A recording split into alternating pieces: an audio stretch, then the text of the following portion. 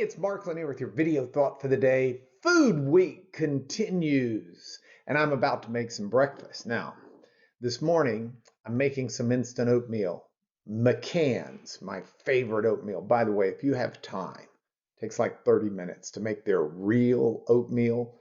It comes in this like metal tin.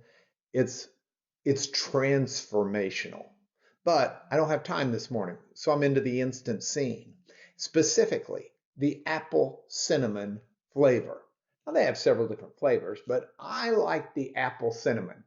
And it fits well with my video thought for the day because I've been thinking this morning about 1972 when Stevie Wonder put out his song, "You Are the Apple of My Eye. Forever you'll stay in my heart."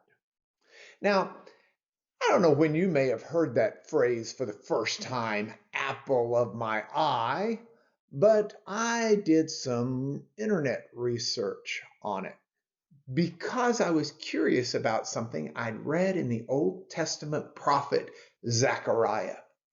Now, my internet research showed me that this apple of my eye was something that Shakespeare actually referenced in A Midsummer Night's Dream, something he wrote, I guess, in the 1600s. But there in Act 3, Scene 2, Oberon exclaims, "Flower of this purple dye," his, how did it go? "Hit with Cupid's archery, sink in apple of his eye."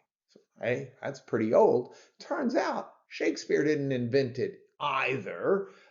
It looks like King Alfred, which goes way back into the Middle Ages of England, talked about the Apel, which I think is the way they would have said apple, something roughly like that, and used that apel of the eye to translate a Latin passage of the Bible. But if you read the Bible in the modern versions, a lot of them will translate a passage out of Zechariah, the Old Testament book, Zechariah chapter 2, verse 8, where God is speaking. And so, "For thus says the Lord of hosts, after his glory sent me to the nations who plundered you.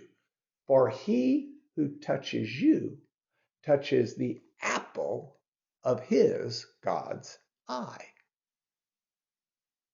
Now, apple of God's eye.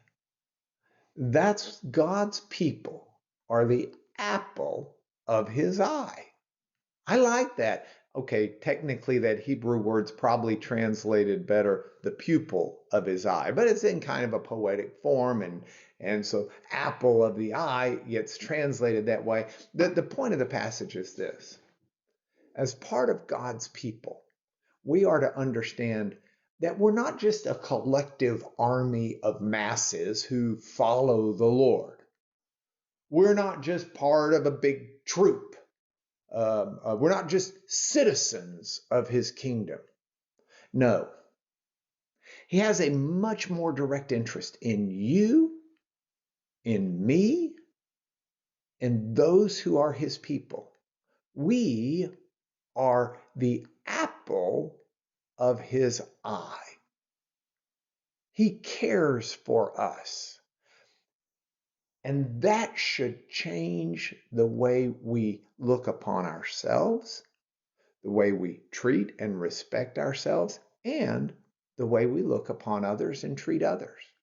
Because you are the apple of God's eye. And if I could then take it a little further, I think Stevie Wonder got it right. Forever you'll stay in his heart. Something to think about for God's people on this, your video thought for the day.